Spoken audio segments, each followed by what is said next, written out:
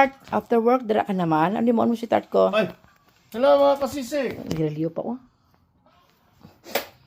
Kararating ko lang mga kasisi, sira pala yung water heater dito sa bahay. Nagre-reklamo si Ka-Charles kasi wala daw siyang mainit na tubig. So ang gagawin natin mga kasisi, papalitan lang natin ng ng element itong heater natin. Lagi dito, dahil alam ko ganitong mangyayari, lagi akong may backup, laging may spare. Kaya mayroon na tayong spare.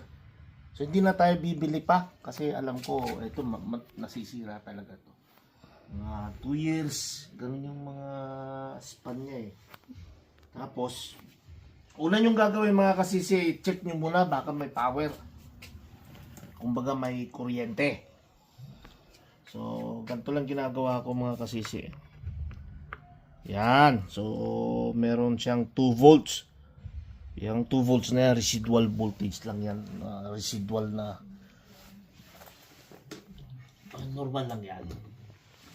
So, gagawin natin, tanggalin natin tong volt dito. May 4 na volt to eh. Yan, yan. Yan, dito, tanggalin natin yung 4 na volt. Pag natanggal na natin, pwede na natin hugutin. Ito mga kasisi.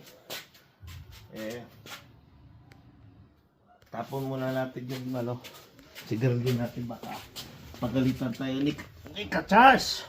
Ito Dito mabilisan to mga kasisi. Kasi madalas ang ginagawa ng iba, dinidrain pa yung tubig. Pero tuturuan ko kayo kung paano minimum lang yung na tubig. Ito na mga kasisi manood kayo. Yan na.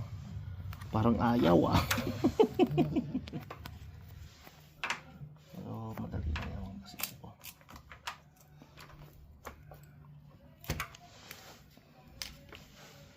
Madali lang kuha tayong ibang tools para masikwati. Sikwat lang ang gagawin natin dito mga kasisi. Sikwatin. Sikwatin lang yan.